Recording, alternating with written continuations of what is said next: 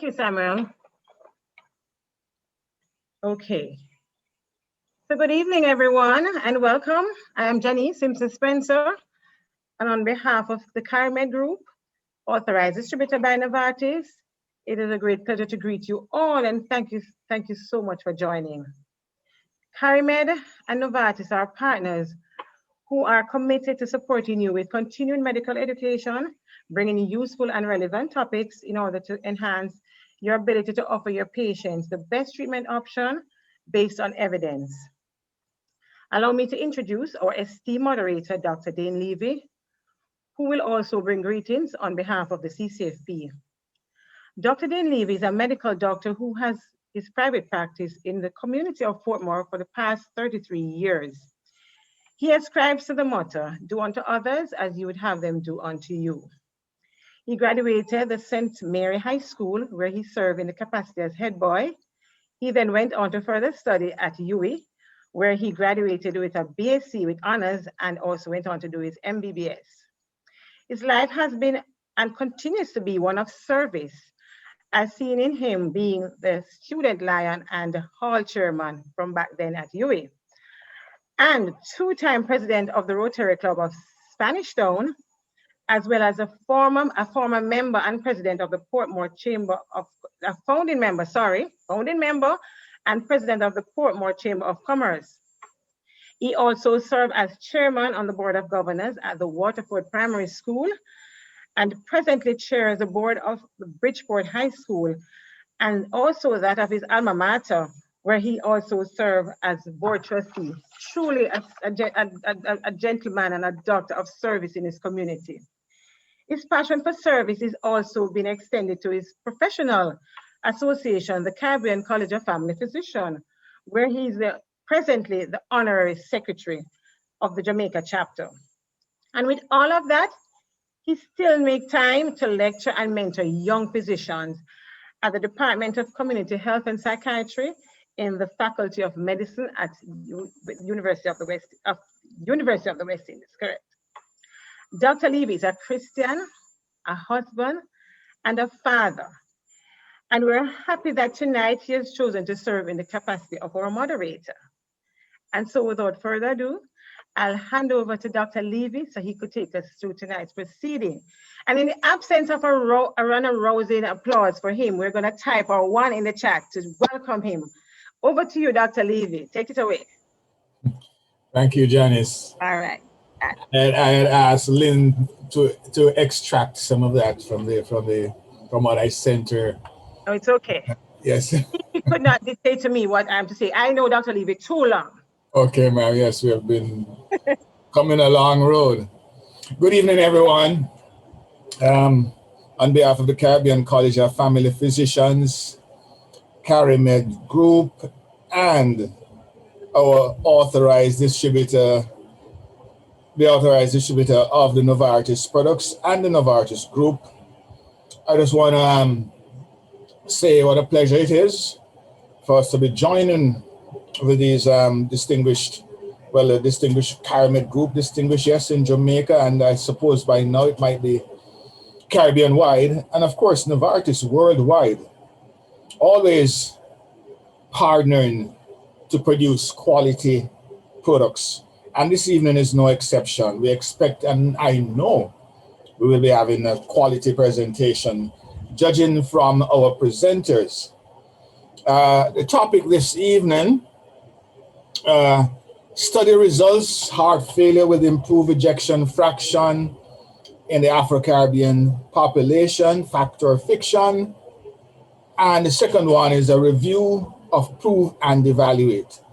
And we have two distinguished cardiologists who will be presenting this evening. But before I tell you their names, I just want to highlight that our president of the Caribbean College, West Indies wide, is Professor Marvin Reid. The president of the Jamaican chapter is Dr. Seni Onanuju. And we have a hard-working team in the background headed by our administrator, Mrs. Lim Thompson Hyatt. And these opening remarks and greetings are on behalf of the Caribbean-wide College, the Jamaican chapter, and of course our hardworking team in the background. So indeed it is my pleasure this evening to moderate this presentation, and our first speaker is Dr. Felix Nonura, and he will be presenting on heart failure with improved ejection fraction, AHPIEF in brackets, in the Afro-Caribbean population. Is it a fact or is there some fiction to it? Let me give you a little introduction to Dr. Felix Onanuru. Did I say Onanuru? I actually meant Nunura. Yes, sir. Dr. Felix, you had a rather extensive CV here, so I have tried my best to highlight the parts that I thought you would want us to be aware of. And let me just say that Dr. Felix Nonura received his medical degree from the Federico Villarreal National University School of Medicine in Lima, Peru. And he did his internship and initial cardiology residence training in that same country. Of course, he's a resident of Peru. And he continued with a non-invasive cardiology fellowship in Mexico. And most recently, he has spent 3 years at the Children's Heart Institute doing echo and autonomic testing labs in Northern Virginia, USA. He is currently a member of a selected multinational team of consultant cardiologists of the Heart Institute of the Caribbean, its co-program director, and is leading the HIC Heart Failure Clinic. During his professional life, he was appointed as Associate Professor of Medicine and as attendant cardiologist at the Air Force Central Hospital at Lima, Peru. Presently, he is an adjunct associate professor of medicine at the University of Technology, and as a non-invasive cardiologist, he focuses his work in pediatric and adult cardiology, doing image stress testing and autonomic dysfunction. From the heart failure program at HIC, he tries to provide education, treatment, and prevention with the support of his electronic medical records. He has had the opportunity to contribute to a number of academic papers, and one of the most recent, of course, is on none other topic than heart failure with improved ejection fraction, which he will be speaking on today.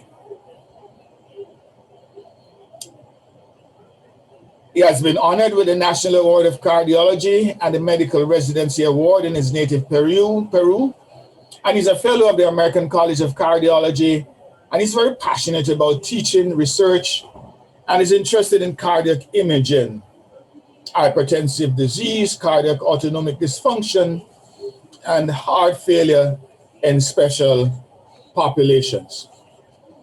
Being a cardiologist with almost 30 years experience in the assessment, diagnosis, and treatment of cardiovascular disease, he says, is a privilege and a responsibility. He says he's always motivated and passionate about learning, researching, and sharing medical knowledge. And he's definitely focused to deliver consistent, professionally, and a high standard of cardiovascular care.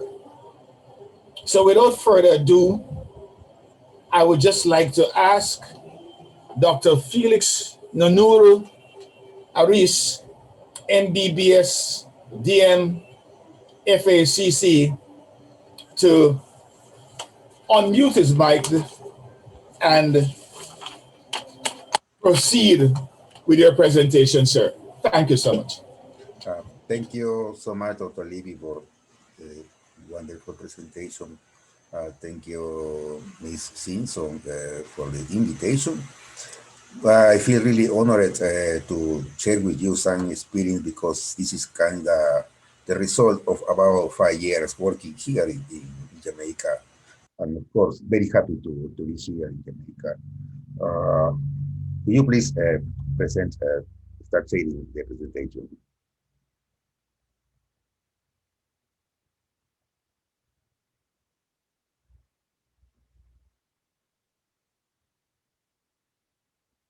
So are you seeing me? Are you seeing the presentation? Yes, we're seeing you. Okay. Well, this is a team work. Actually, I am part of a very distinguished cardiologist, starting for our CEO and chairman, Dr. Ernest Matur, our president of the Heart Institute, Dr. Bo, Dr. Edwin Tulleria, my dear colleague, which is also in charge of the medical service. Well, this is a topic that is for the first time in the Caribbean. We bring this topic, so we need to go a little slow in try to get the information because there are some situations that are actually new, not only for the Caribbean but also for the world. The topic of improved ejection fraction itself as a category, as a phenotype of the heart failure. The topic of the Afro-Caribbean, I need to do the distinction with heart failure in Afro-Caribbean is a particularly different from the other parts. And the situation that is the international research is not only always applicable to our reality. So we needed to explore this situation. This is my disclosure. I have no any relevant disclosure to mention at this time. This is the paper. The paper was actually accepted for publication on December 2020. Um, it was the result of a work of about 1 year since the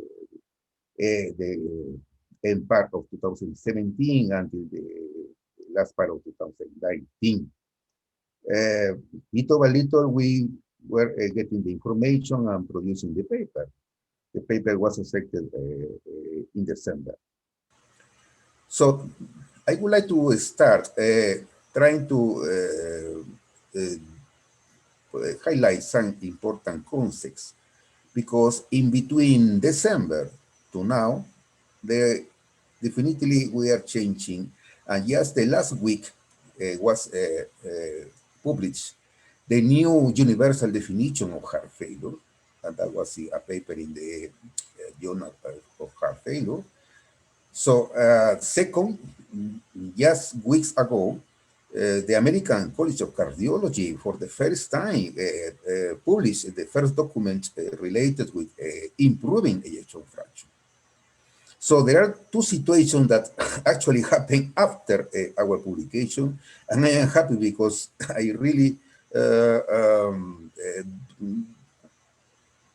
put the concepts in the same stage. So we have three situations here. Heart failure as a concept, as a stage, the Afro-Caribbean heart failure, and the concept of conventional guidelines-directed medical therapy for heart failure versus the novel, because also in this 2-3 years, there is exciting increases in the heart failure therapy. As you know, the ARNI therapy, the new novel therapy that I'm going to show you. So we totally do the definition of heart failure as a clinical syndrome. Heart failure is a clinical syndrome. Our patients have a clinical syndrome. And clinical syndrome with current or prior symptoms or caused by structural or functional abnormalities. Structural like left ventricular hypertrophy, for example, or left ventricular enlargement and dilatation, but not only the left ventricle, also the left atrium and other parts of the heart. In the field of functional, the most important, of course, is the abnormality in the systolic function, like ejection fraction, but also abnormalities in the diastolic function. To complete this definition, now it should be any of the next situations. One of the most important should be a objective evidence of pulmonary or systemic congestion. When I said pulmonary, for example, I am talking about the chest ray showing the pulmonary congestion. Also, in the pulmonary, can I talk about the echocardiographic evidence of increasing the left ventricular filling pressures in the left side of the heart. When we talk about systemic congestion, for example, we are talking about hepatomegaly, increasing the vena cava pressure, for example. And the other is evidence of abnormality in the biomarker. That is also very important, but it was not also easy. This is the reason because this new universal definition is giving the option to any of these, or the objective evidence of pulmonary or systemic congestion, or the biomarker, the abnormality in the NT-proBNP.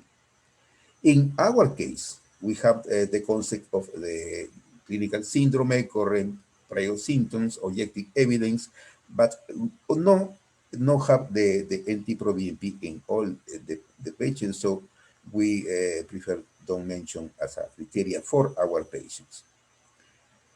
The other point important also is the stage. For the first time, and just last week, the stages were reassessed in the sense that they start talking for the pre-heart failure or the risk for heart failure, and the stage C, the condition that we have already, the structural and functional cardiac abnormality, for example, in a patient with hypertension, the heart hypertrophy, but also stage C is with current or prior symptoms and signs of heart failure. So this is our case, this is our patient, they were having the stage C. The other concept is to be clear here about the ejection fraction. We all know the concept of ejection fraction reduced, or the heart failure with reduced ejection fraction, which is the ejection fraction less than 40%. And we also now know the heart failure with a preserved ejection fraction, which is the 50% or more. So these concepts were really clear, but now we have a middle reduced or in the middle of the preserved, in the middle of the reduced, which is the category of mildly reduced, or in the middle. That is in between 41 and 40%. And recently, and that is very interesting because it was after our research, is accepted that improved ejection fraction should be defined as a patient with a baseline ejection fraction less than 40%, reduces, that increase at least 10 points in the ejection fraction, and not only in the first, but a second echo with evidence that the ejection fraction is more than 40%. It is really the actual concept. So we are running these pages. We're running these pages, even that the definition was just established 1 week ago. So we have patients with reduced ejection fraction that after the treatment with guidelines, medical treatment, they pass to the category of heart failure with improved ejection fraction. We need to accept that heart failure is a dynamic process. It's a dynamic process, so the patient can show changes in the numbers, changes in the biomarkers. So we need to be very careful in this in the sense of asset that is not a really real recovery, or is a real recovery, or is a real cure. So need to be very careful. We are going to show after that, for example, in the number one, we have the heart failure patient that came to our institution, patient with left ventricular ejection fraction less than 40%. And even that they are close to the community, most of the doctors already start guideline-directed medical therapy. The patients were some of them with the 3 beta blockers, mineralocorticoid receptor antagonists, and ACI. Or some of them maybe with at least 2 of this therapy, guideline-directed medical therapy. So after we start the next guideline medical therapy, which is the angiotensin receptor blocker and neprilysin inhibitor, that patients, some of them, go to the category of heart failure with normal ejection fraction. This is the preserved ejection fraction, and there are 2 situations here. If the patient can be a normal ejection fraction, more than 50%, with the stage of recover and the stage of no recover. The stage of no recover means the patient is with that preserved ejection fraction, but continue to having a clinic signs of functional impairment or abnormal biomarkers. Or the other situation, which is more special, is the patient that have a preserved ejection fraction, and we are seeing the patient that have no any clinical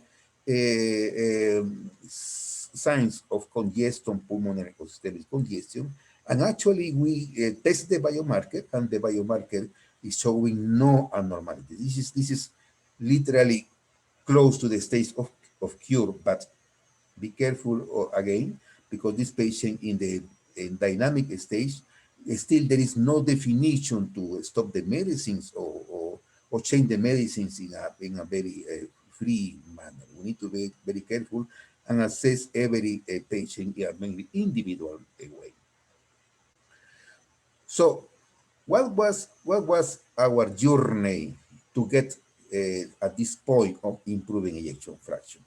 When I started working with my colleagues in the Heart Institute, I started seeing in the 2016-17 that many of the coronary angiographies in the patients with heart failure were showing a non-obstructive coronary disease, angiographically normal. Okay? So we start wondering what is happening, and we start having a project. And the project start in the more simple terms. First, to get know what is the impact of the most important risk factors in the heart failure in Caribbean population.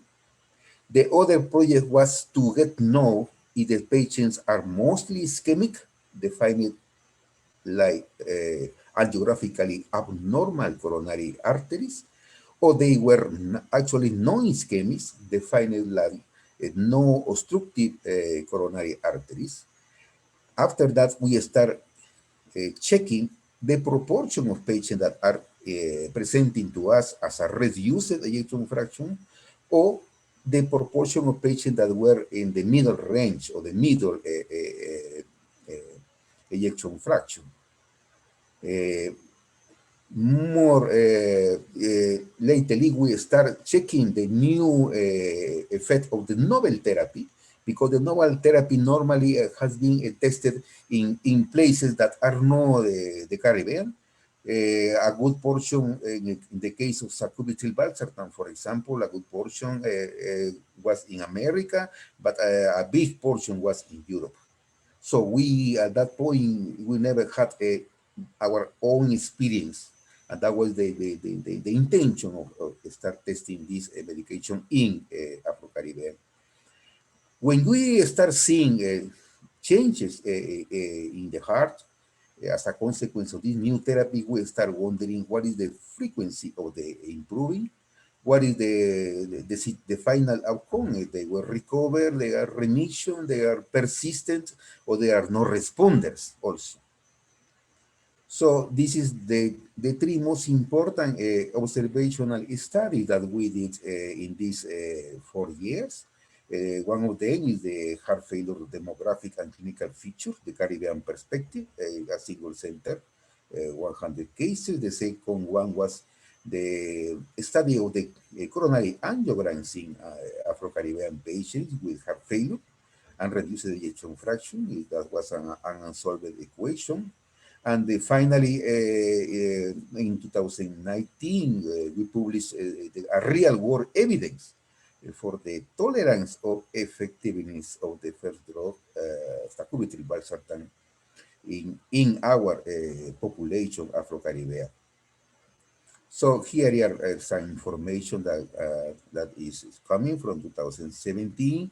We can see here the between 100%, about 34% of our patients are middle range heart failure, and about 66% of our patients were reduced ejection fraction.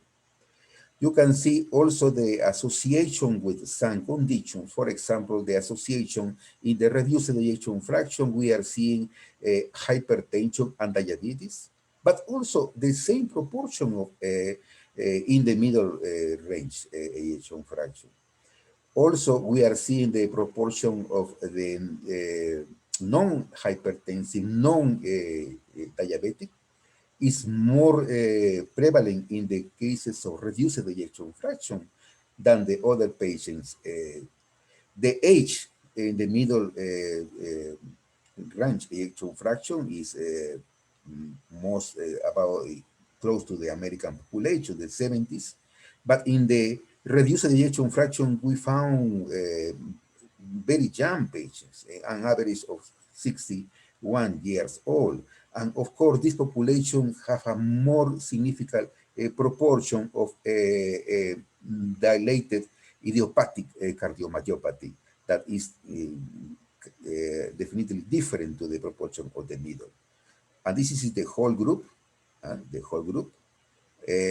so we were wondering what is happening here, and the next step was to see how can explain that our patients having the same risk factors, the same serious, strong risk factors for atherosclerotic obstructive coronary artery disease, why one portion of them don't develop actually any obstructive coronary artery disease, and why the other yes. So we found that about 45% of the patients with heart failure and reduced ejection fraction, they show some grade of obstruction in the coronary arteries. But 55% of the patients, they show angiographically normal coronary arteries.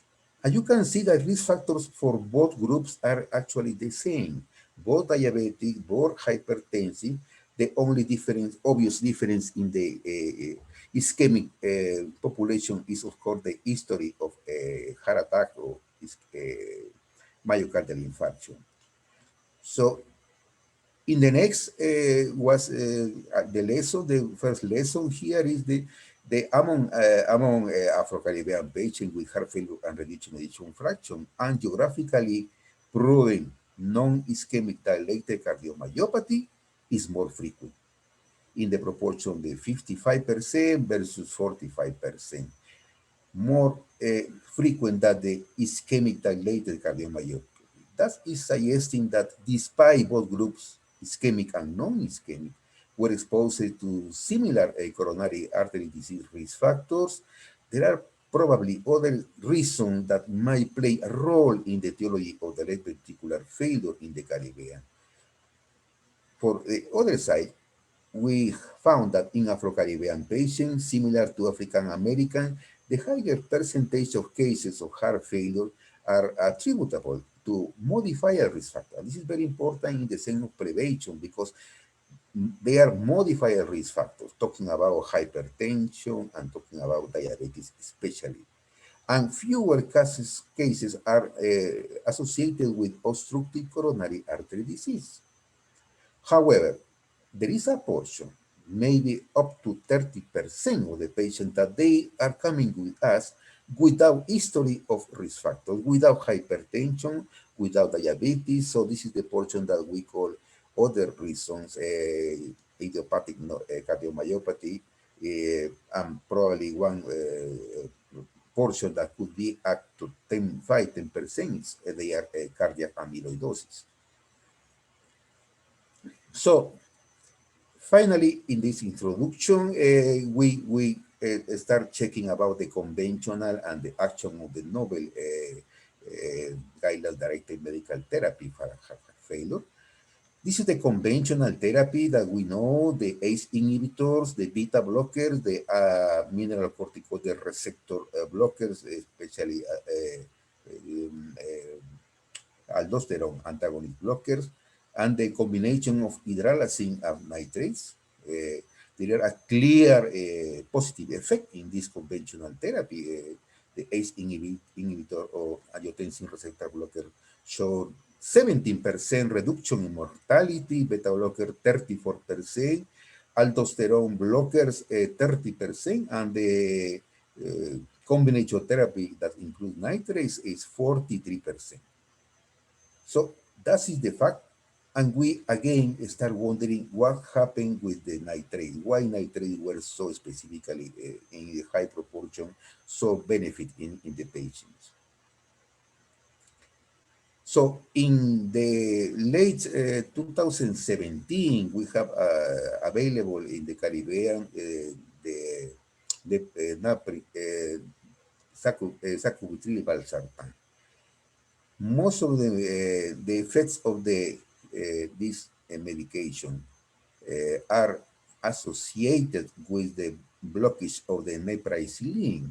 So at that moment, they have the natural release of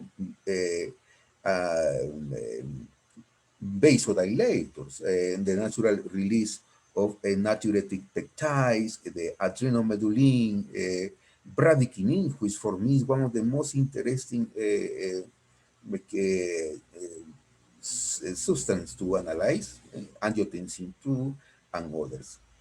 As a result of this, we have a final effect, which is increasing the vasodilation, decreasing the sympathetic nervous system activity, increasing the parasympathetic nervous system activity, natriuresis, diuresis, reduction in the cardiac fibrosis, hypertrophy, and of course, a decrease in the risk of arrhythmias, including sudden death. So that's it. The information is really interesting. However, we were wondering what happened with population, with population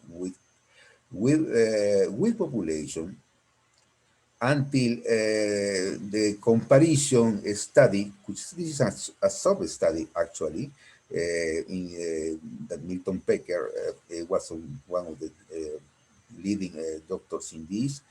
They studying the different outcomes and response to sacubitril valsartan in heart failure with reducing ejection fraction. You remember that the difference is really impressive because the white patients were about 5,544 and the black patients in this study was 428. You can see something interesting here. For example, in the myocardial infarction prevalence, we have 17% for the black population and 48% for the white population. We can see other significant difference in the age. The younger patients in the black patients and 66%. So when it's coming about the outcomes, the primary outcome, meaning the decrease the combination of decrease of mortality and hospitalization, that is 17% for Black population and 11% of the white population. Even that is significant, there is a difference, and is telling us that Black population is a population in more risk to have complications after the heart failure. So this was interesting, but it is a study that does include 7% of the whole paradigm trial was a Black population. So we were wondering what happened with the Afro-Caribbean, because these 7% of 428 were actually African American. There were no a single African-Caribbean included in this study. So we start wondering, and we the most important for us is to think in the sense of safety, because there was the possibility of adverse reactions, and we were in the 2017-18, many doctors were a little very careful analyzing to start or not start the medication for the possibility of angioedema, for example. Well, so we started studying in the real life this medication, and we found that 30% of our patients report coughing. Hypotension. The 6.8, almost 70% report the coughing, and about 2.2 we were seeing kidney dysfunction. Lucky that we have not any single case, even until now, of angioedema. You know, the bradykinin is associated with angioedema. So we are not seeing that in the Afro-Caribbean population so far. We are seeing hypotension, definitely, because there is a strong vasodilator effects of the medication. So we need to be careful about this and manage the blood pressure in a very careful manner, because most of the medication that we use in heart failure, most of them have some hypotensive effects. So the other effect that is possible to see in some patients is a persistent coughing. The persistent coughing that need to be also addressed in some patients. In this study that was actually no oriented to see the functional cases, we were surprised because the patient came back to us with a really different scenario. The patient came feeling really well after the medication, and that happens in a short period of time. I'm talking about in the first 3 months. So the patient but our patients, they have also echocardiogram as routine every 3 months. So we were surprised when we start seeing that the ejection fraction changed. And we verify, but because this wasn't the aim of the study, we just report that there is a significant functional improvement, but we were conscious that something else is adding in the effects here beyond the hemodynamics. We start seeing changes in the ejection fraction. So that was the beginning of this study. This is an observational study. This is a case series. So we start accumulating the cases,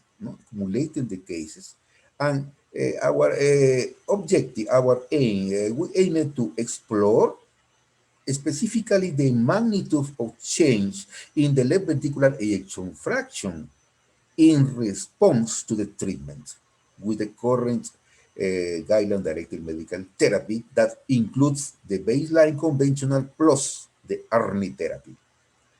And second, to determine which factors might anticipate a better left ventricular ejection fraction response or improvement. So we were thinking that, or we hypothesized that probably regional clinical, when I say regional, I think Afro-Caribbean, clinical or echocardiographic features might predict the subgroup of the best responders. The best responders, and using a term that is also in some studies, the super responders. And what is important is because this data may guide our daily clinical practice, and it's important to know. So after that, we start collecting information of all our patients with heart failure and reducing ejection fraction. At the beginning, we have 58 cases, but we lost about 12 because they were not compliant or they have any kind of intolerance, or they were lost in the study. So actually, we finished with 46 cases. When we have the patient, we start doing with the support of our electronic medical records, the history, the baseline echocardiogram, the ECG data, see the patient is in sinus reading or have any abnormality in the conduction, and of course the laboratory. So these patients were consecutively switched. The ones that are having ACI, they switch into the sacubitril valsartan. And we follow the cases, and we have data that we accumulate for about 7 months. So we analyze after the therapy which patients increase or improve the ejection fraction 10 points or more, and start wondering why others don't increase that 10 points, why they increase maybe between 1 or 2 points, but no more than 10. So, in summary, Afro-Caribbean outpatients with heart failure ejection fraction from the Heart Institute, Jamaica, that were consecutively treated with ARNI therapy in addition of the conventional therapy that we know, beta blockers and mineralocorticoid receptor antagonists. And we gather clinical characteristic echocardiographic parameters, and we review the information in 2 points, baseline and post-treatment. So the measurements was focused in the ejection fraction, basically. However, at the end of the study, we have also the chance to do some analysis of the left ventricular end diastolic dimension, but that's really wasn't the objective. However, 2 measurements were fully available. And also we start checking the factors associated with the ejection fraction improvement, and we analyze which factors are maybe associated with more than 10% improving. And now we know that definition, the international definition of the heart failure, says that the improving ejection fraction should be defined the increase of 10% in at least 2 echocardiographic assessment. But that is last week that we have this statement, but we did this in December 2020. So all the patients, most of them were already in the ACI therapy, mostly in our community in Alapril, 10 to 20 milligrams, Ramipril, or they were with the angiotensin receptor blocker losartan, 25 or 50, or the patient was coming, some of them with valsartan. So the patient, some of them were also in other therapy like mineralocorticoid receptor blockers like spironolactone 25, and some of them with eplerenone 25 to 50. And the beta blocker, most of them in carvedilol in between 125 to 25 milligrams twice a day, or bisoprolol in some of them in between 2.5 and 10 milligrams.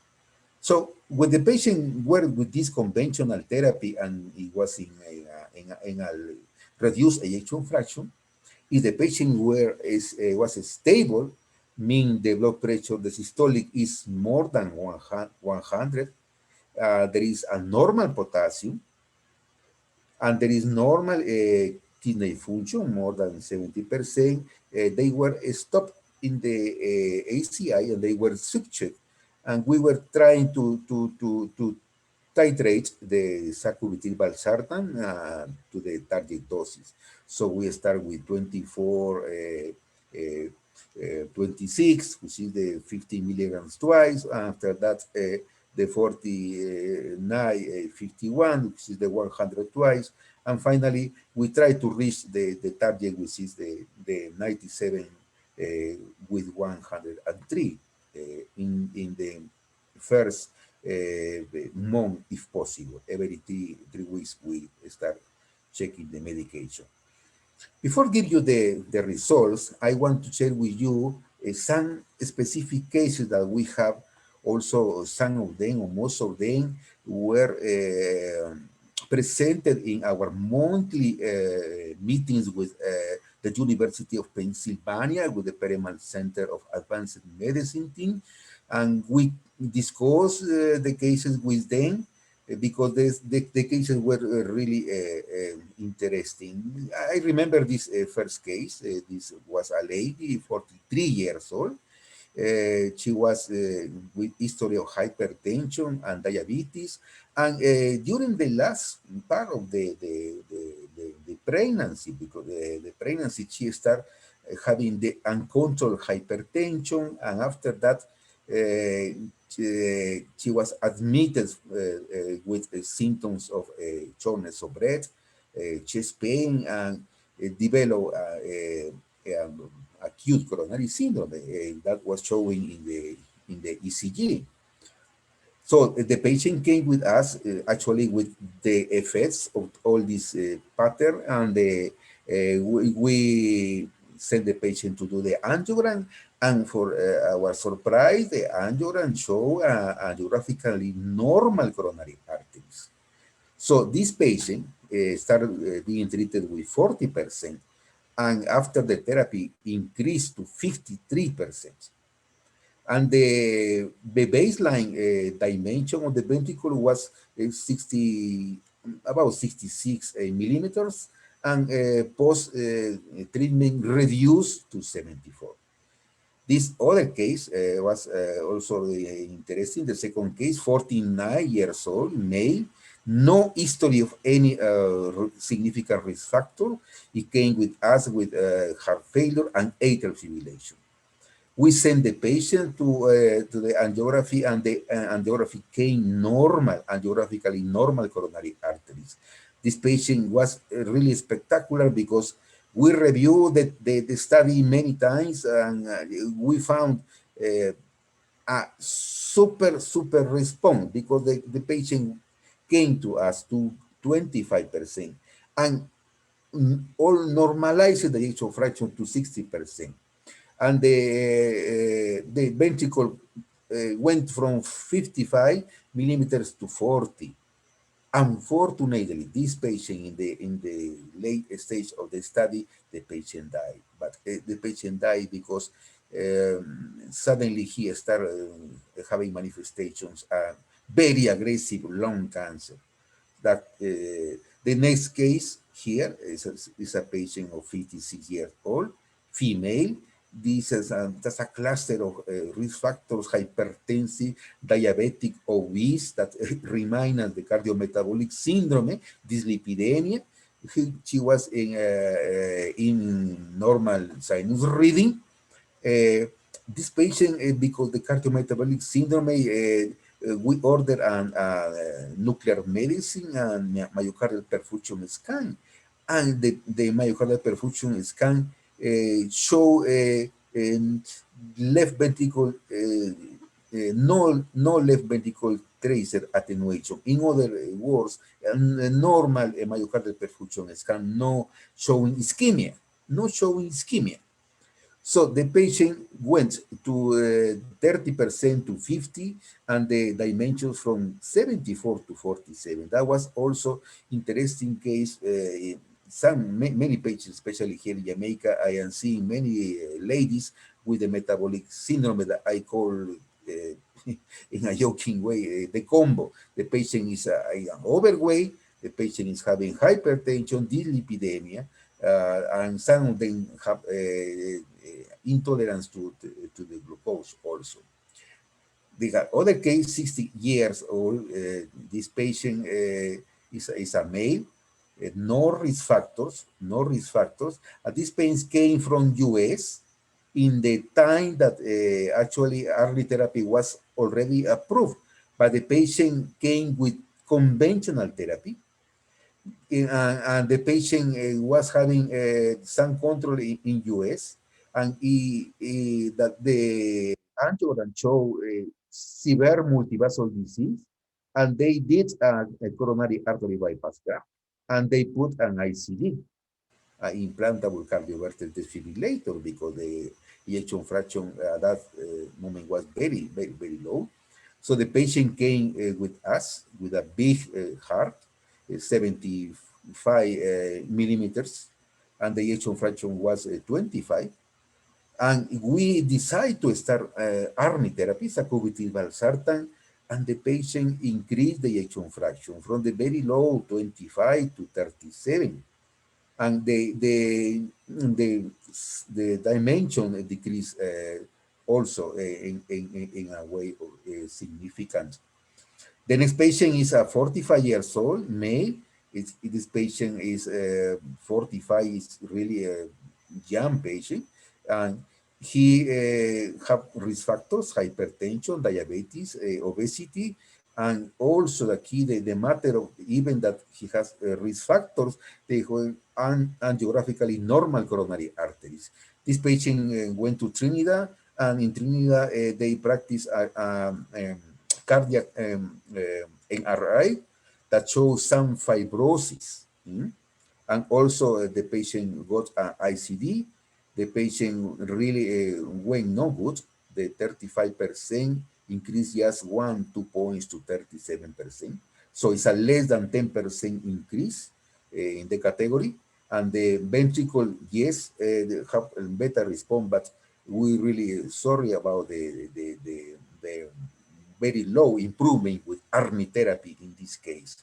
Finally, other example, and the final here, 58 years old, a patient that has a female, yes, history of dyslipidemia. It was left bundle branch block in the ECG, so difficult to see what happened behind. Some persons with left bundle branch block, they have Q waves or ischemic heart disease. This patient is interesting because also when we send the patient to the angiogram came as angiographically normal coronary arteries. However, the myocardial perfusion scan show left ventricular tracer attenuation, probably related with the left bundle branch block, or probably related with other situations. This patient has, however, one important history, which is a person that years, more than 5-10 years, she got chemotherapy for breast cancer.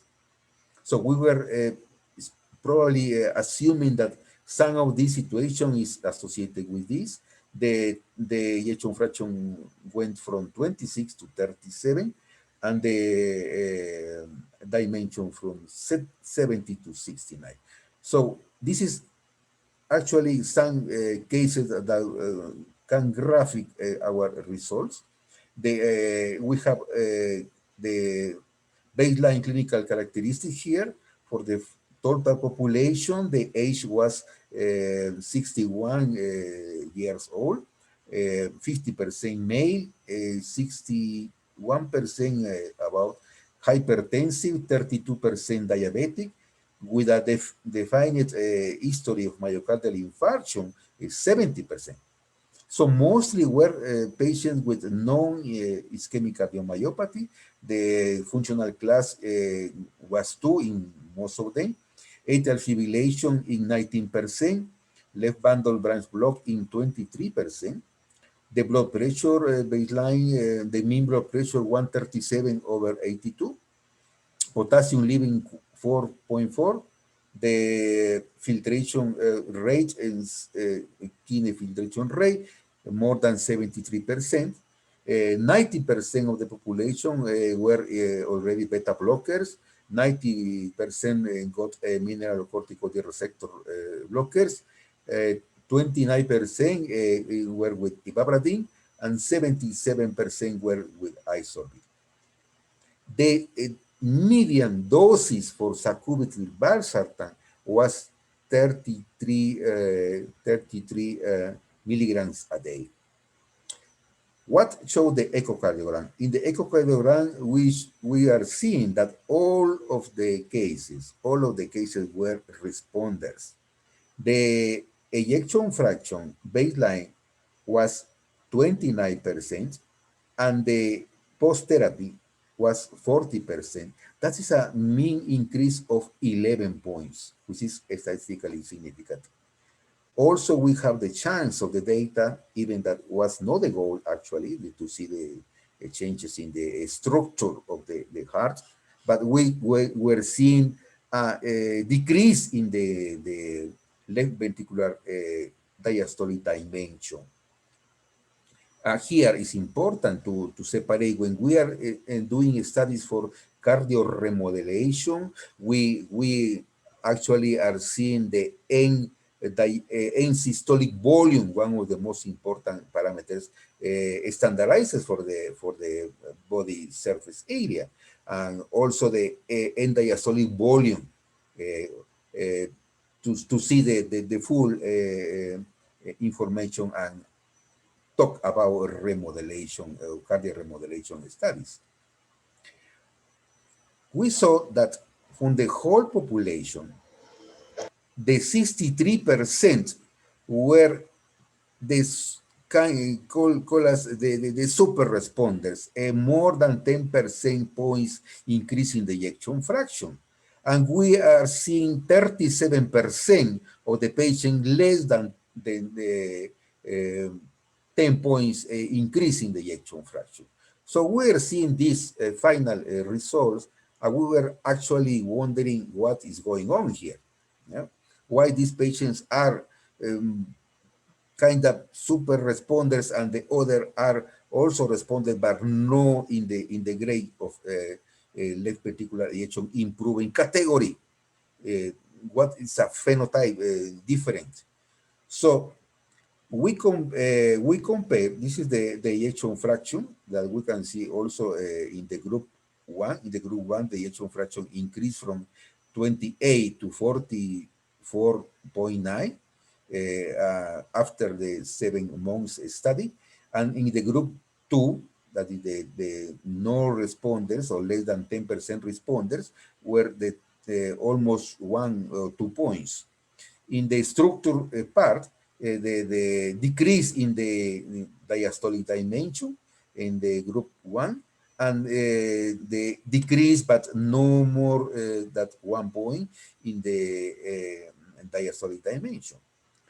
So we are seeing here these numbers, and we are seeing that they were significantly, this picture is not from the study, just to document and make you more graphic what we are doing. Here is a ventricle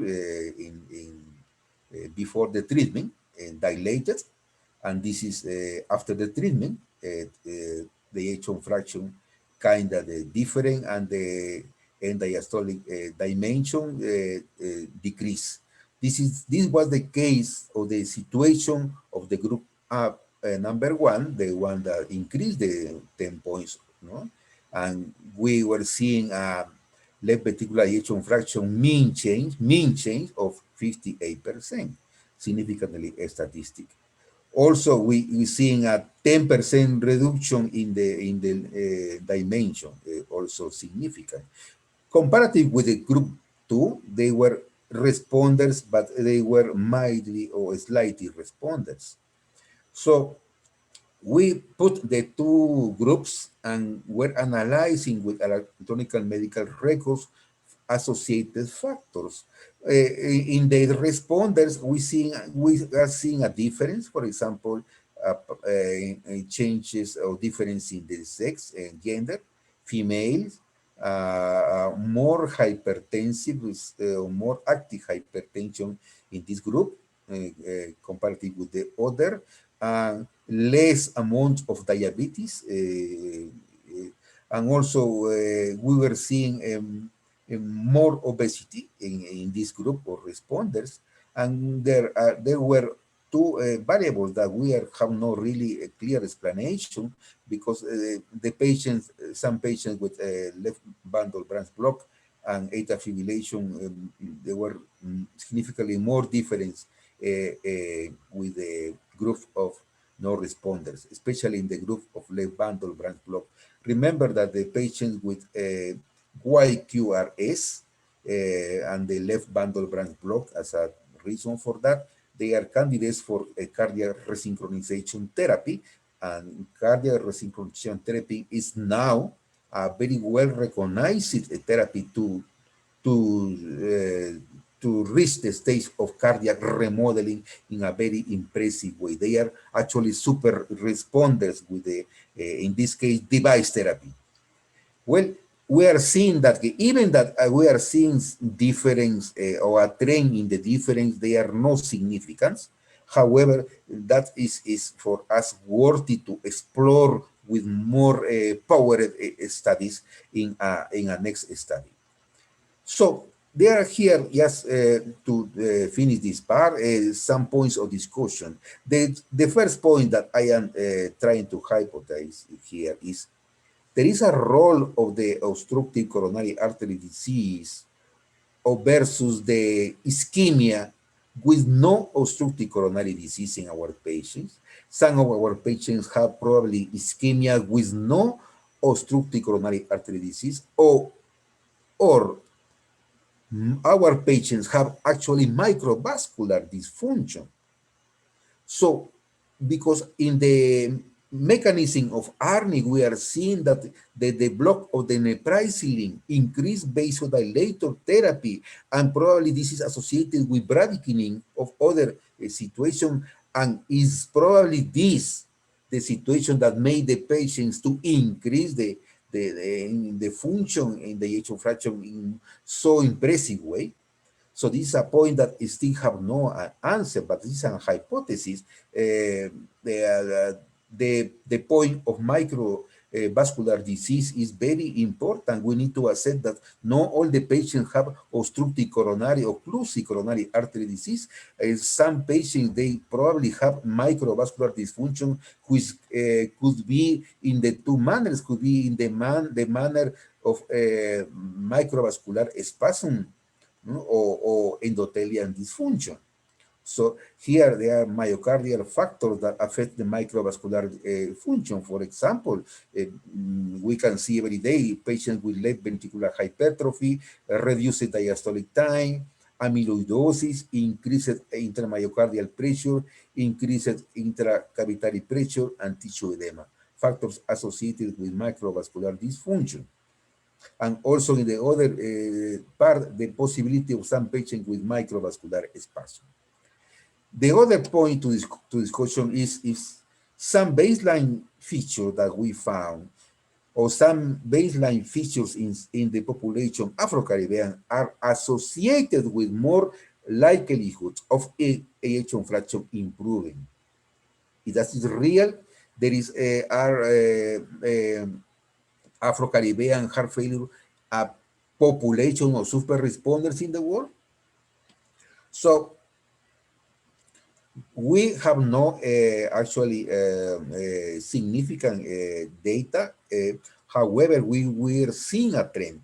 And we were surprised that this trend is more females with non-ischemic etiology, with more hypertension or more higher blood pressure, the non-diabetic and the metabolic syndrome, the ones that have smaller ventricles in the diastole in the baseline therapy, that are apparently for us the people that probably is going to have benefit. And this is not just my observation here, you can see in 2014, a big study that they study also a non-ischemic, this is a Chinese study, non-ischemic dilated cardiomyopathy. They found predictors of normalization of left ventricular ejection fraction. They found the female sex, the higher ejection fraction in the baseline, the higher systolic blood pressure, the absence of left bundle branch block, smaller ventricles and in the baseline. So the increase in the left ventricle in the baseline is not a good prognostic marker. So the other is there are racial differences in the characteristics and outcomes and the response of the patient with chronic heart failure and reducing ejection fraction. Well, that is definitely not my topic. Dr. Tuller Reid is going to explore then definitely and prove and evaluate this.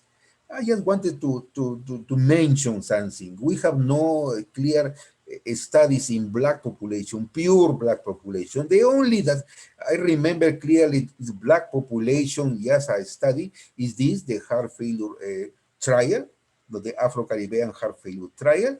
You remember, and there was actually in 2014 a review of this study that is showing the left ventricular ejection fraction, the parameter, increase significantly with the therapy. In this case, it was versus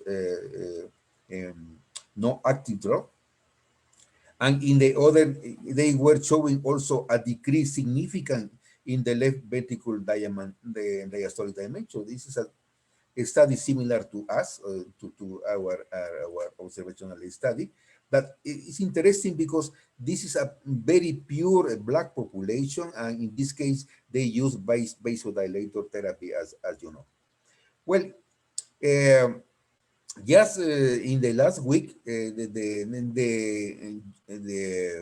before the universal definition, the American College of Cardiology released this situation, but they said heart failure will recover ejection fraction. So there was some criticism in this in terms of recover.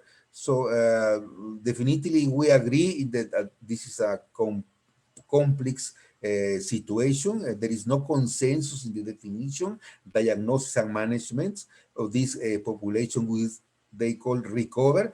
That panel provides the working definition. That is the one that we use in this observational study before this publication, which is the increase of 10% points. It's important here just to highlight that this population, what happened after the recover, is a population associated with improved outcomes. Yes. It's important to improve the ejection fraction. Yes. Is associated with better prognostic? Yes. However, they can have or retain many molecular features of the failing heart, and they are probably, or they can be, are still could be in high risk of long-term recurrence of the heart failure, even that they can be considered recover. So as a conclusion of our case series, this case series for the first time highlight the clinical and echo manifestation of Afro-Caribbean patients with heart failure and reducing ejection fraction. Mostly, we again define that they are non-ischemic etiology in association with the response to the conventional current therapy, the conventional plus the ARNI therapy. Our findings should serve for a better understanding of the phenomenon of therapy-induced ejection fraction improvement.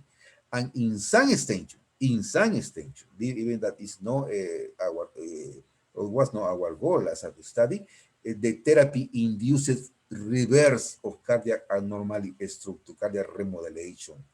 The reversibility potential of some kind of types of patients with heart failure reducing ejection fraction who progress to the stage of improved status after guideline medical therapy that includes Neprilysin inhibitors has been documented for the first time in this observational study.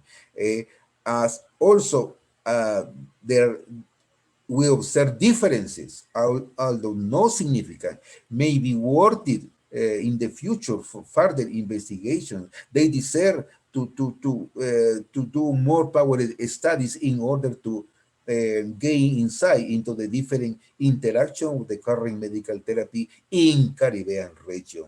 So we are no big conformists just setting the stage of hypertensive heart disease and diabetes, no, because our population is really complex, and there is a population, for example, with cardiac amyloidosis or maybe viral disease that shouldn't be underestimated. So we recognize definitely our case series study has limitation, relatively small sample, a limited number of echocardiographic parameters assessed. We have no support of a core lab for echo, insufficient resources to assess all the definition and progress with biomarkers in all the patients. Etiology was also difficult to assess in the full manner because we have no always universal access to coronary angiograms. We have no access universal for all the patients, the myocardial perfusion scans, the cardiac MRI, the angio-CT, or the intracoronary imaging. However, dear colleagues, this is the first documentation about this topic of the heart failure with improving ejection fraction in Afro-Caribbean. I am really glad to share with you this little work. Promise you to continue studying our patients in the future. Thank you so much. Thank you, Dr. Nunura. What a wonderful presentation, sir. So interesting. It kept me glued to the screen. And to think that this is a study on Afro-Caribbean patients, we don't often get this kind of information so hot off the press. I see where you highlight the limitations, but it is so rather interesting. Thank you so much, Dr. Nunura, for such a wonderful presentation. I'm sure our 654 participants have been kept at the edge of their seats as well by this wonderful presentation. Sir, I'm going to ask, in the interest of time, and I'm going to ask our participants, please to post your questions in the Q&A. Let me turn my video on, I didn't realize it was off. Please to post your questions in the Q&A, and because of the time, we're going to ask you, sir, if you could answer those questions in the Q&A, they'll be open to all our participants to see. In the interest of time, we have to move straight into Dr. Edwin Tulleria presentation. So I am going to take the liberty, sir, of introducing Dr. Edwin Tulleria so he can get on with his presentation. But I'm going to ask you, sir, please to answer those questions in the Q&A, and for our participants, if you can just post your questions there for Dr. Nunura to answer them. Thank you again, sir. It was a wonderful, wonderful presentation. And certainly, sacubitril valsartan seems to have a wonderful and very effective place in our population. And I think we'll have to lobby for it to be on the vet list eventually. Thank you once again. So let us move into our next presentation, and I'll introduce our presenter, who is none other than Dr. Edwin Tulleria. He's a consultant cardiologist and has served as Director of Clinical Services at the Heart Institute of the Caribbean since its inception in 2004. He has also had a consultative practice at the Andrews Memorial Hospital for the past 6 years, where he draws on more than 30 years of medical practice to provide personalized cardiac care. Since his return from the USA and Canada, Edwin has been at the forefront of recent advances in cardiology in Jamaica and the Caribbean. He was responsible for establishing the cardiology clinic at the Kingston Public Hospital, and there he served for 12 years, the largest referral hospital center in the English-speaking Caribbean, with a 250-year tradition of service. He was also a member of the founding team for the Heart Institute of the Caribbean, which is the only freestanding heart hospital in the English-speaking Caribbean. He has published widely and has a particular interest in heart muscle disease. He continues to foster collaborations locally and internationally to promote research in heart disease in Caribbean people. Dr. Tuller Reid obtained his medical degree from the University of the West Indies, followed by an internship in the Kingston Regional Hospitals. He completed his residency in internal medicine at the Metropolitan Hospital Center, New York Medical College, a cardiology fellowship at the University of Montreal, and an interventional cardiology fellowship at the University of Pittsburgh. Dr. Tuller Reid has been elected to Fellowship of the American College of Cardiology and of the Royal College of Physicians of Edinburgh. He also serves on the Medical Council of Jamaica. Dr. Tuller Reid believes strongly in a holistic approach to heart health, which encompasses appropriate medical therapy as well as lifestyle changes to promote heart health. He recently co-founded a new company called Epana Ferro to combine expertise in healthcare with behavior change methodology to achieve that all-important goal of good cardiovascular health. Dr. Edwin Tuller Reid, thank you, sir, and we look forward to your presentation. Please unmute your mic, sir, and you may begin. Thank you.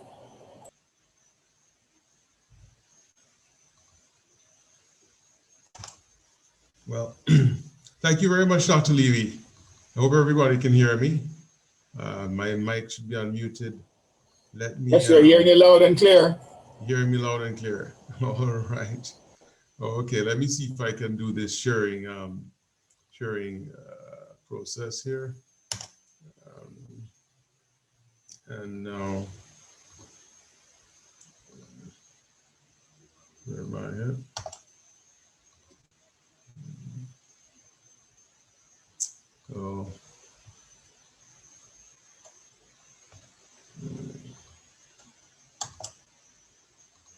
Oh, let me go back to, okay, do this and then I'll share. Okay. And share screen.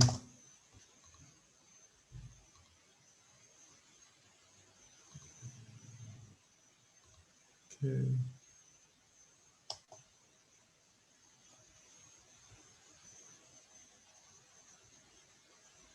Okay, here, this is it. Okay. And share screen.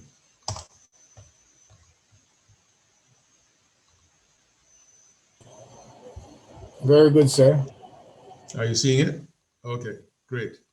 All right. So actually they asked, sponsors asked me, well, following on Dr. Nanura's excellent presentation, to talk about two important studies. One is called PROVE-HF, and PROVE-HF is a study that came out at the Paris meeting of the European Society of Cardiology.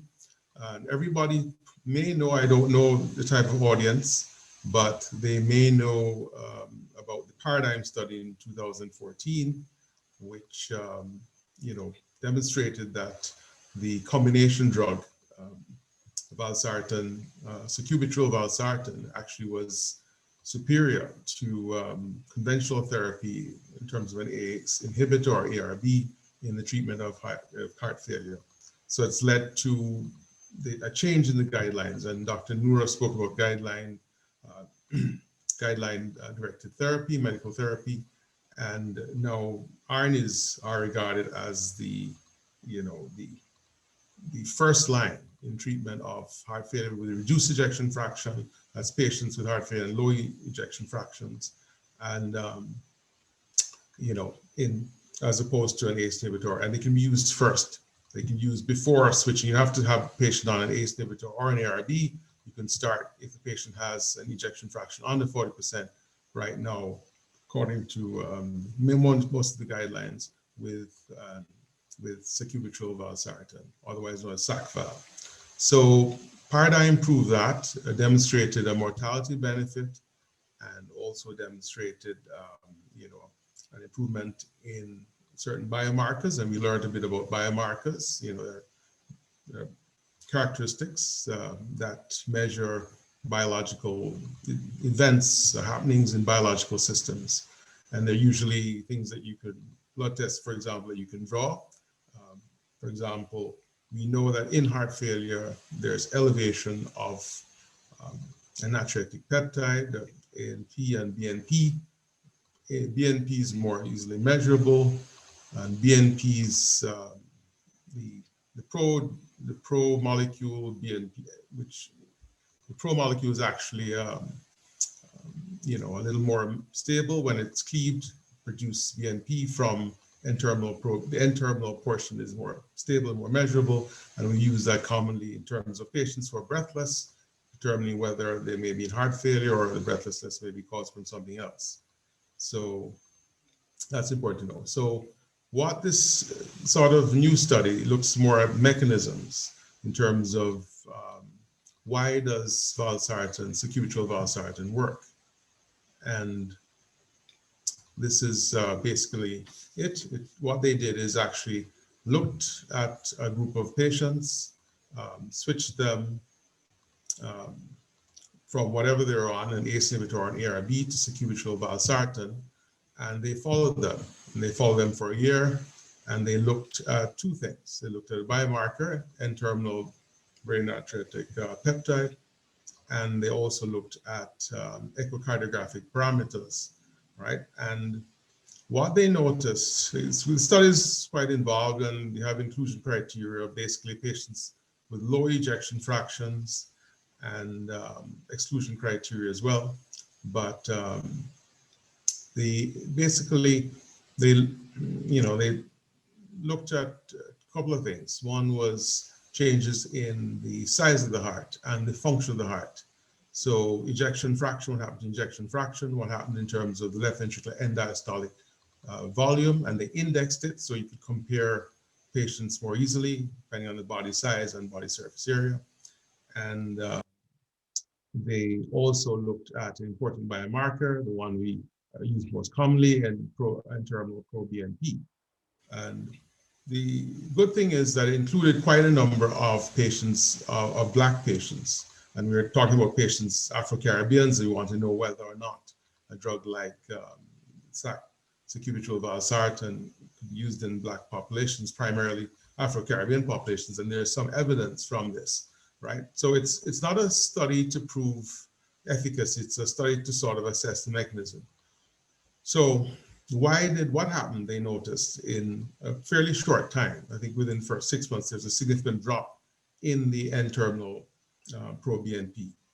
And it actually fell from about 800 to under 400. And at the same time, ejection fraction improved. Ejection fraction didn't improve at quite the same rate. So there was some improvement after 6 months, and there's a further improvement at 12 months.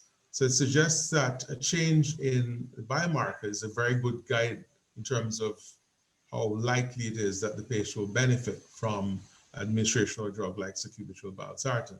So if you use biomarker-directed medical therapy, you're more likely to achieve better outcomes. And there are other studies that have demonstrated that. So I'm just showing you the indices, ejection fraction 28, and they end up with about 38.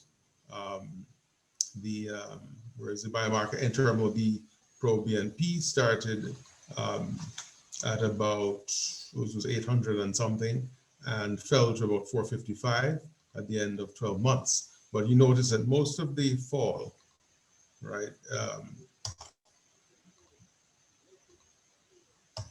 Most of the fall occurred here.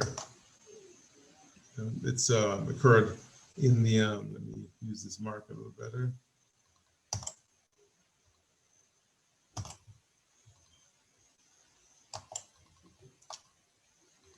So most of the fall occurred very early, day 30. So you can sort of have an idea of whether the patient is going to respond by a fall in N-terminal proBNP. And now this is something you can order, a blood test you can order and you can measure. And what it's showing you as well is that there was a correlation between the N-terminal proBNP, the biomarker we used to assess the effectiveness of therapy, with change in the function of the heart and improvement.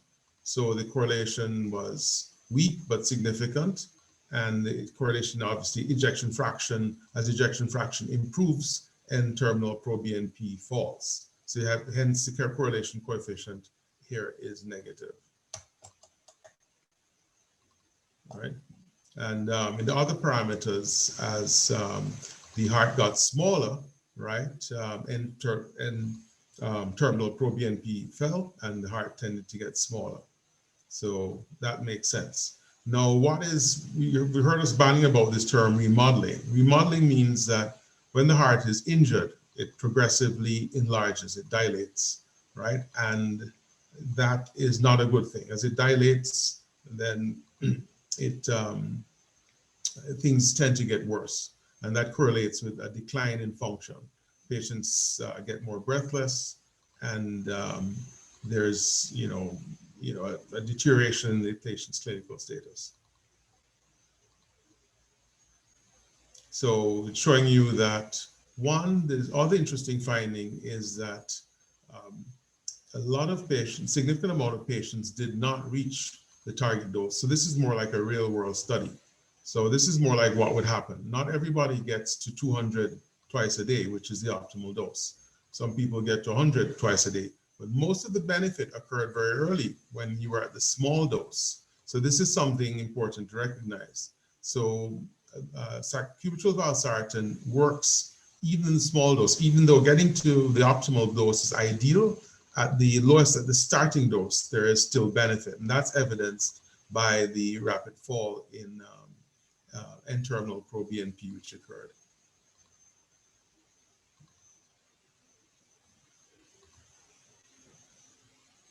So it's N-terminal BNP is an important prognostic marker, right? And it's importantly correlates also with the likelihood of hospitalization and improvements in quality of life.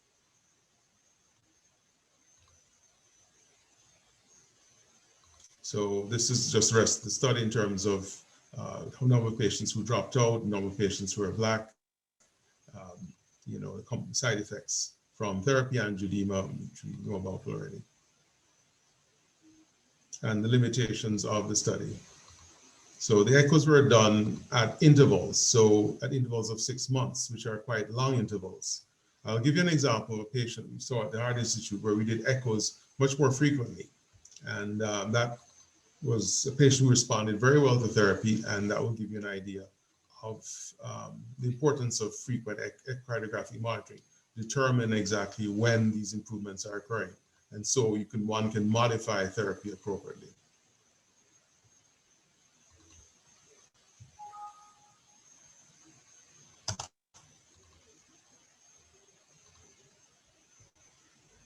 So then there's a second study that, see if I can get this back up here now.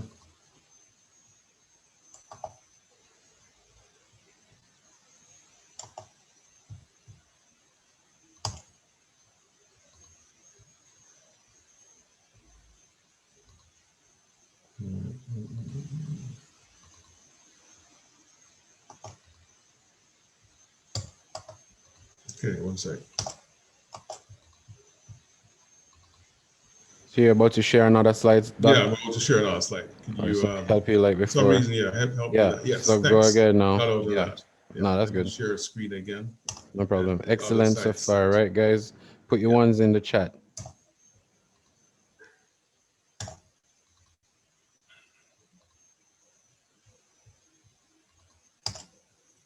Yeah. All right, that's perfect. We're seeing it. Just need to go presentation view. Yep. Presentation view. Perfect. That's it. Mhm. So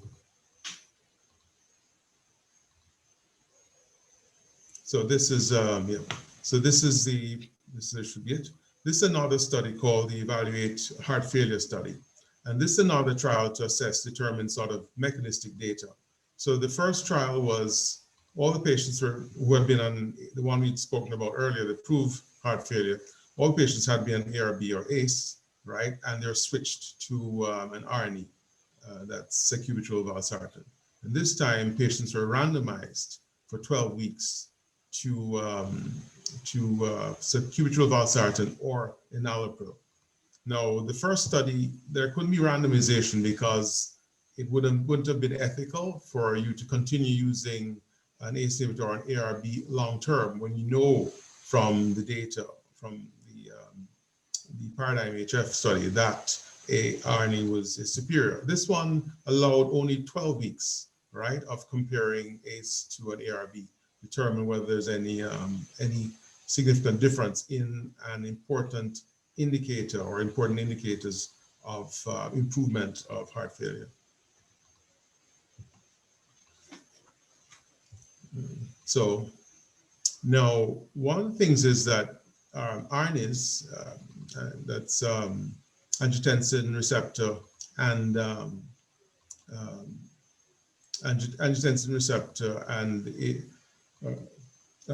angiotensin receptor blockers are actually do two things. One is the blocking of angiotensin receptor and the angiotensin receptor, and so you don't have the immediate effects of angiotensin receptor stimulation, which include sodium and water retention and vasoconstriction and some upregulation of the sympathetic nervous system, which is not good in heart failure. So heart failure isn't just that the heart is weak. The heart failure is that a whole lot of events follow, which include activation of a number of neurohormones. So, but they also potentiate through the blocking of a neuroendopeptidase called neprilysin. They also potentiate natriuretic peptides. And natriuretic peptides, even though they're elevated in heart failure and can be an indicator of heart failure in somebody who's breathless, they also are beneficial because they're a sort of backup and they negate some of the ill effects of the activation of the sort of maladaptive neurohormones, like the vasoconstriction mediated by endothelin-1 and angiotensin 2, and the activation of the renin-angiotensin aldosterone system, which means that sodium and water retention happens and patients get congested and fluid overloaded. So elevating natriuretic peptide or using the salutary benefits of natriuretic peptide are good. But what they wanted to know is why the benefit. And one of the issues was, does it reduce the stiffness, central aortic stiffness? And that was the primary goal, right? There are other goals, which I'll mention before. And in this case, the primary goal seems to be less significant, came out as a negative, right? In other words, there are no significant benefits in terms of central aortic stiffness. So even though natriuretic peptides are vasodilatory and reduce vasoconstriction and reduce sympathetic activation, they don't seem to, in this study, weren't demonstrated to reduce aortic stiffness. Why is this important? Now, remember, heart failure is not just the heart, but what happens in the peripheral vasculature, right? And then, you know, so this is first important to remember. So this is a study, this is the 14-week period of running in both and comparing both. Then after that, after week 12, they had to switch to sacubitril valsartan. Everybody had to be on it because it's, you know, knowing that it's a superior combination to an ACE inhibitor or ARB in heart failure reduced ejection fraction, you have to switch. So we're allowed a 12-week window into what happened mechanistically. So these are the same criteria as the paradigm study, ejection fraction less than 40, but this time extended to New York Heart Association classes 1 to 3, right? You remember that not everybody with left ventricular dysfunction has symptoms. There are people with asymptomatic left ventricular dysfunction. So it's important that you recognize that. And there also is evidence that there could be a benefit in drugs like this in terms of treating patients with low ejection fractions, even though they have their normal functional capacity.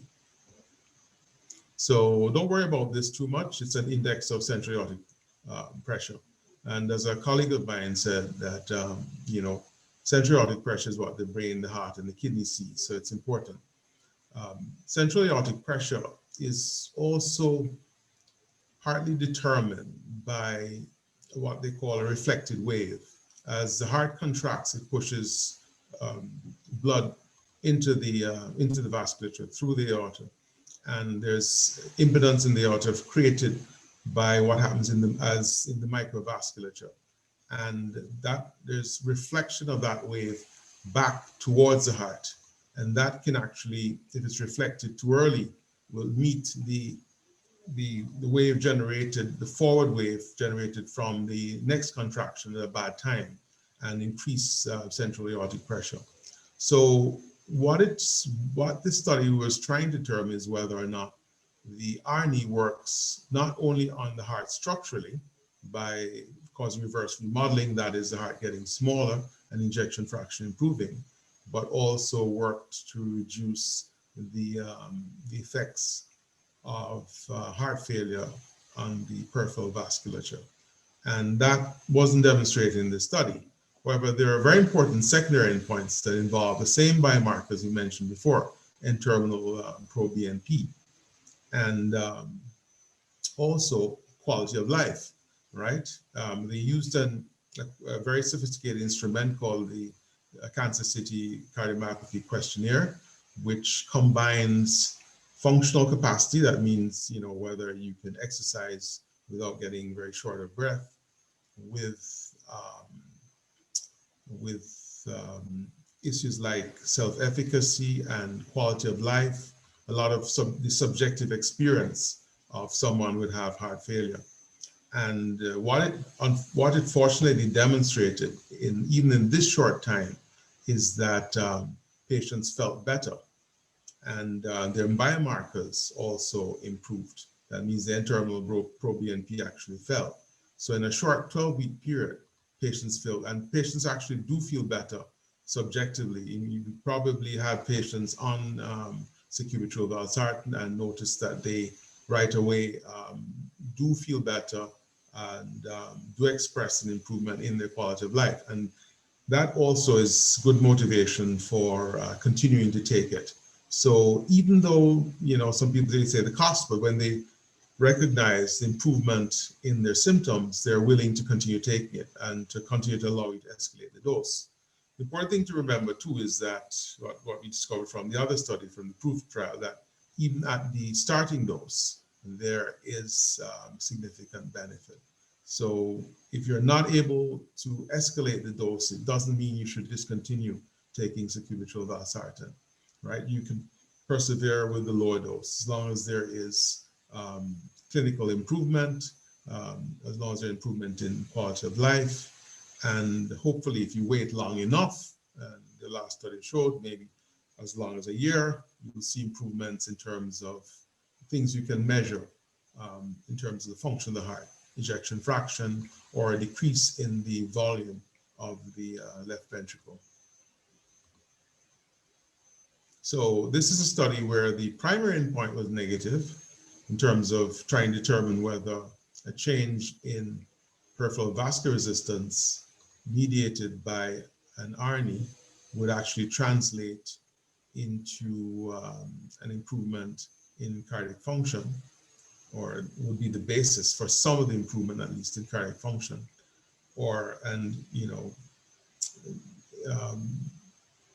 that's true. And then also whether, you know, the secondary endpoints, as you demonstrated, there was actually an improvement in how patients felt and how their biomarkers looked. And as you know, heart failure tends to be a progressive syndrome where patients may repeatedly be hospitalized, and with each hospitalization, there is a sort of a downward spiral. So the benefits of an RNA in terms of keeping patients out of hospital means an improvement in their quality of life because they're available to their, significant others. They're available to their family members for more important events, and they feel a lot more engaged in life because they're less often in hospital. So that's important to remember too. And there's some other measures too, secondary measures in terms of improvement in renal function, which we've also recognized that it has benefits in terms of kidney function, particularly kidney function in patients with advanced heart failure.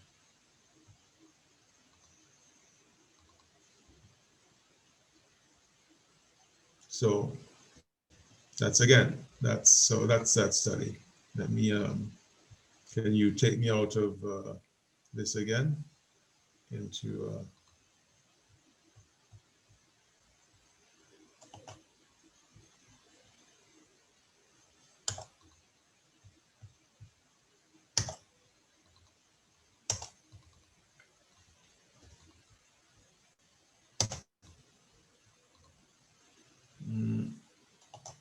my IT guy take me out of this again? You want to do another one? Sure, regular, yes. no problem. And then the third last study,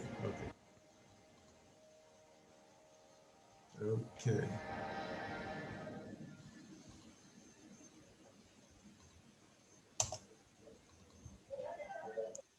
And right.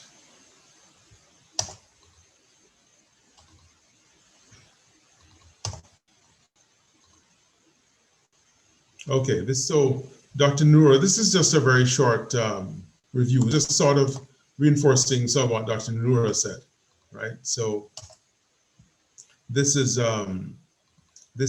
remodeling, this is giving an example of more of us a super responder. Dr. Noura said they're super responders to SAC valve therapy, subcubital valve therapy, and this is an example of a super responder, I would say. Very interesting case, but it sort of bears out what Dr. Noura said and some of what the other studies said. Unfortunately, we don't routinely use in our setting N-terminal pro-BNP, but that would have been very useful.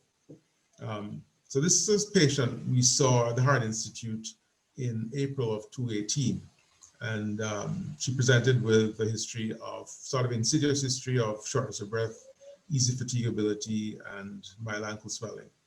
She had a history of hypertension, and Dr. Noura may have mentioned that the patients who tend to typically be super responders are women with hypertension and without obstructive coronary disease. And you'll see that this is borne out in this study. So hypertension is our only risk factor for heart failure or coronary disease. She had no recent history, no family history suggestive of heart failure. An ECG was done, showed sinus tachycardia, but it was otherwise normal. But when we did an echo, she had severely depressed left ventricular ejection fraction of 20%. And normal is over 55%. So the left ventricular volume and diastolic dimension was also increased to 6.8, which is in the sort of severe range. Moderate, because normal, upper limit to normal is 5.6. The EA ratio is a measure of diastolic filling and is usually between 0.9 and 1.5, so a little bit up. And this is a measure that Dr. Noura may have shown you. E to E prime ratio is a measure of diastolic filling. So this ratio should normally be less than 8. So if it's over 8, it may indicate that you have high filling pressures. And filling pressures are the pressures at the end of, usually at the end of diastole, right? The kind of pressures that overflow into the left atrium and cause congestion when the left atrium empties. Well, it's It's also elevated in patients with pure diastolic dysfunction, and we're not to forget this. That's why some of the benefits of having biomarkers are very useful, because very often we get echo reports with just systolic function, and systolic function may be normal, but more than half of the patients with heart failure actually have diastolic heart failure. So having available an N-terminal proBNP measurement is very useful in terms of determining somebody has heart failure. Somebody may be breathless for other reasons, or somebody may not have much in the way of symptoms. So she was admitted briefly for stabilization and discharged very quickly on medications. Digoxin was used, a traditional drug, because she had a large heart, and there's benefits. There's evidence suggests that digoxin is particularly beneficial in patients with dilated hearts.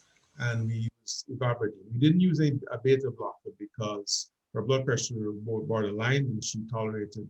The initial attempt at using a beta blocker, a small dose, was poorly tolerated. We also gave her diuretics, a loop diuretic, furosemide, as well as spironolactone. Now, spironolactone has benefits in terms of two things. It replenishes potassium that may be lost from the loop diuretic. It also helps allow loop diuretics to continue working optimally, otherwise they lose their effectiveness with time. It also has important effects in terms of the stiffness of the ventricle, and things like myocardial fibrosis is positively impacted by spironolactone. And we did start, of course, sacubitril valsartan at a low dose, and we escalated it after 2 weeks. She was able to tolerate it to 100 milligrams BID from 50 BD. She then angiogram, of course, and the angiogram showed the coronaries were normal, right, or appeared to be normal as far as we could see. There's no significant coronary disease, and this is after escalating. This is after we brought her back. This is July, and that's a few months later, right? And realized that she'd made a significant improvement. Of course, she felt better, but this is, you know, an interval of 3 months. She's substantially better. The heart has got smaller, so that's reverse remodeling from 6.8 to 5.1 left in diastolic dimension. The ejection fraction improved from 20 to 45, so it's moved from being severely reduced to fall in the mid-range. And the EA ratio, which is a measure of filling and filling pressures, had fallen. And E to E prime ratio, which is a very good index, had fallen into sort of normal, not quite normal, but heading there. So in terms of the measures, echocardiographic measures, there have been definite improvement, right? And she actually felt substantially better, and her functional class initially was about 3. That means with exertion, which is less than an everyday activity like walking, she's actually feeling symptoms. So she moved to 2, where you'd have with normal exertion, she's okay, right? With more than normal exertion, a little bit of extra exertion, she'd have symptoms.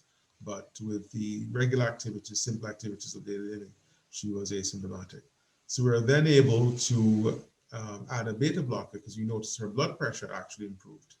And then within 2 weeks of that, not wanting to do too many things at once, we increased her sacubitril to 200 BID, which is the optimal dose. And then we noticed by February 2019, that's another 6 months, she is, ejection fraction is nearly normal. There's still a wall motion abnormality. So, but overall, ejection fraction is towards normal. So it's to be mildly depressed. And then repeat echo in July 2019. So that's a year and 3 months, or 3 or 4 months after initial presentation. Her echo is completely normal. The dimensions are within normal limits. Ejection fraction is normal, and we just decided to take the bold step. We repeated it. We allowed her another 3 months. Repeated the echo. It's persistently normal. We stopped furosemide, spironolactone, ivabradine, and continued her on sacubitril, bisoprolol, and diuretics. So we stopped all the diuretics and the ivabradine and maintained her on sacubitril, valsartan, and the beta blocker. And digoxin was continued because there is a study where DIG was discontinued and patients decompensated. So we waited a little bit before stopping, stopping digoxin. So that's her most recent follow-up. And when we discontinued this digoxin, her blood pressure started inching up and she regained her hypertensive status. So, we added some amlodipine to assist with her blood pressure control. So that's basically it. So this is a super responder to sort of paraphrase Dr. Nanura.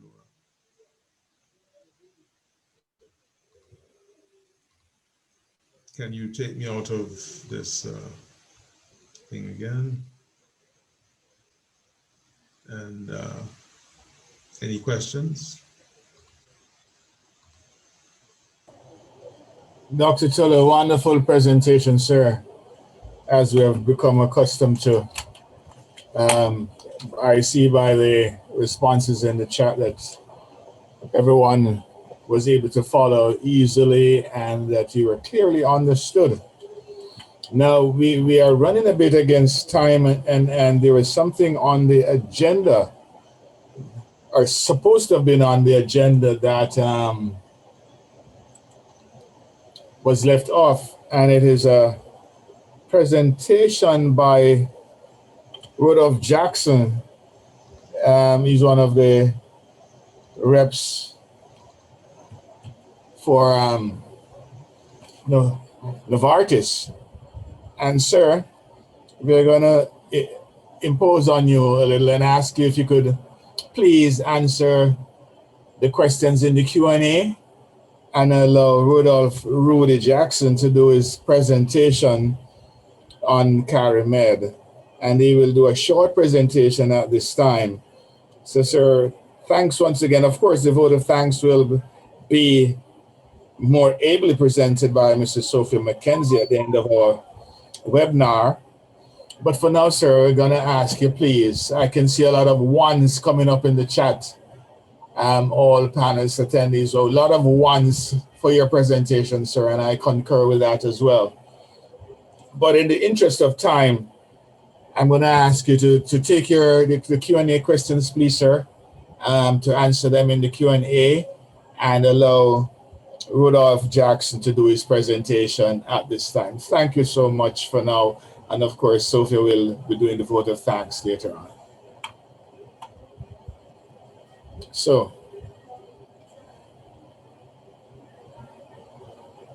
Rudolph, the floor is yours, sir. Good night, everyone. Good night. How are you doing? All right, so I am going to, and the doctors have made it very easy for me tonight. Oh, just checking. Can you hear me? Just checking. Mic check, 1, 2. Mic check, 1, 3. Yes, we're hearing you. Excellent. All right, so both Dr. Nanura and Tuller have made it very easy for me today, because they pretty much did all of my presentation for me. So I'll just be going through the points quickly as a reminder. So first of all, just reminded that for your heart failure patients, time is of the essence. Cardiac damage is happening even though we can't see it, just below the surface, just like an iceberg.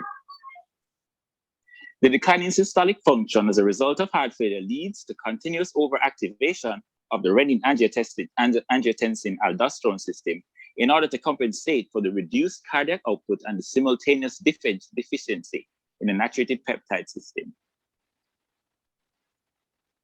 This is a counter-regulatory protective system of the heart. The naturative peptide system, or renin-angiotensin aldosterone system, has 2 critical pathways that contribute to heart failure and the loss of pump function. Vimada, sacubitril valsartan, is the first and only angiotensin receptor neprilysin inhibitor, or ARNI, as it has a unique action on the dual pathways, resulting in inhibition of the harmful effects of the RAS system while simultaneously blocking the action of the enzyme neprilysin, hence preventing the breakdown of the protective naturative peptides and promoting an increase in natriuresis, diuresis, while reducing blood pressure, sympathetic tone, vasopressin, aldosterone, fibrosis, and hypertrophy, and ultimately enhancing the heart's beneficial response. The action of Vimada promotes cardiac unloading, reverse cardiac remodeling, and increases vasodilation, hence restoring pump function. After many years of just having one class, your ACEs and your ARBs, to aid in the management of heart failure with reduced ejection fraction, the long-anticipated Paradigm HF trial was published in 2014 with the largest study consisting of 8,442 patients with heart failure with reduced ejection fraction between 35 and 40%, NYHA class 2 to 4, and they were randomized to receive, at the time it was called LZ696 at 200 milligrams twice daily, or enalapril 10 milligrams BD, with the primary outcome being composite endpoint of CV mortality or hospitalization. After a median follow-up of about 27 months, the trial was then stopped prematurely due to the results seen in the ARNI group. That of 20% reduction in the primary endpoint, there was also a 21% reduction in the risk of hospitalization in heart failure versus enalapril, in addition to 20% reduction in sudden death versus the comparator, giving us our 20-21-20 patent. There was also to note a 16% reduction in all-cause mortality. And as you'd agree, all of you would agree right now, in this time with having your patient side of the hospital, the patients on the ARNI group also rated themselves better than the comparator and actually felt 9 years younger while using the Kansas City Cardiomyopathy Questionnaire, or the KCCQ, with the greatest improvements seen in the household chores and sexual relations, which is important. This was just the beginning though, because these studies later included the Pioneer, the Transition, the Prove as and Evaluate as brought to us by Dr. Tuller Reid, which all favor the use of Vimada as first-line treatment options for heart failure. This also include de novo patients or new patients, but they still consistently benefit in terms of the reductions in NT-proBNP versus enalapril in this active control trial Pioneer, which consisted of 34% out of the 881%. 29% of the 1,000 in the transition were also de novo. In addition, 10% of the 794 patients in the approved trial were de novo, and cardiac remodeling was still noted. No wonder Vimada is endorsed as a first-line treatment for both the HFA ESV 2019 as well as the ACC 2019 expert consensus. In terms of dosage and administration, Vimada comes in 3 doses. First preparation, the 50 milligram, the 100 milligram, and the 200 milligram. But unlike conventional medication or therapy where the drug concentration prescribed is based on the severity of the disease, the 50 and the 100 milligram doses are used as starting doses to be titrated up to the 200 milligram or the highest tolerated dose, which varies depending on each patient. The 50 milligram dose is administered to patients primarily with low blood pressures who are naive to the drug or in low dose ACE or ARB, whereas the 100 milligram dose is given to patients with higher BPs already on high doses usually. Doses should be increased within 2 to 4 week period with the target, as I mentioned before, is the highest tolerated dose, while the BP and the potassium levels are monitored. It's also paramount important to note that patients who are initially on ACE therapy need a washout period of 36 hours or 1.5 to 2 days before first administration of the Vimada to reduce the risk of angioedema. Now I'd like to present you with a very short visual story, one which you all can relate to and should relate to, of how you as a medical professional can take a decisive action to protect your patients from cardiac damage and change the trajectory of heart failure, your HFrEF patients, because you initiated Vimada with confidence. You've helped your patients to stay out of the hospital, live longer, and feel better. As I mentioned before, time is of the essence. What are you waiting for? Thank you very much.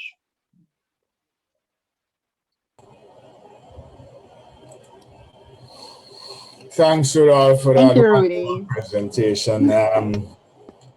A really wonderful evening, and to cap it, we have the wonderful and sophisticated Mrs. Sophia Mackenzie to do the vote of thanks. Please take it away, Sophie. Thank you, Dr. Levy. Good evening, everyone. On behalf of the Novartis team and the Carimed group, it is my pleasure to extend the vote of thanks to our esteemed moderator, Dr. Dane Levy. Thank you for extending yourself to us this evening. We appreciate the investment of your time and for so ably guiding tonight's meeting. Thanks to our distinguished lecturers, Dr. Felix Nanura and Dr. Edwin Tulleria, I'm sure that we can all agree that this was a banquet of information and not just a combo. Dr. Nanura, thanks for your passion and for sharing the details of your local study. This information is priceless as it is so specific to our population. We don't have to be guessing and spelling what can happen for our people. Dr. Tulleria, thanks for the seamless way in which you presented both approve and evaluate trials. You definitely have a gift of making the complex very easy to understand. Thanks also for sharing your experience with the use of sac valve. We're going to use that now. It was quite impressive to see the ejection fraction in that particular patient move from 20% to 6 or 7%. She really is a super responder. Thanks to the CCFP for your continued partnership. This allows us to offer the continuing education credits, and we're very, very grateful. A big thank you to Samuel Heron from Olget Solutions for his continued professionalism and technical support, without which we would not have been able to have this meeting this evening. And as per usual, I reserve my best thanks to all our participants. We're always mindful that you have a choice as to where and to how you invest your time. And so we are continually grateful for your choosing to partner with us. Thank you. Please continue to stay safe and do all that you can to protect yourself and your family during this time. And thank you once again, and have a good night.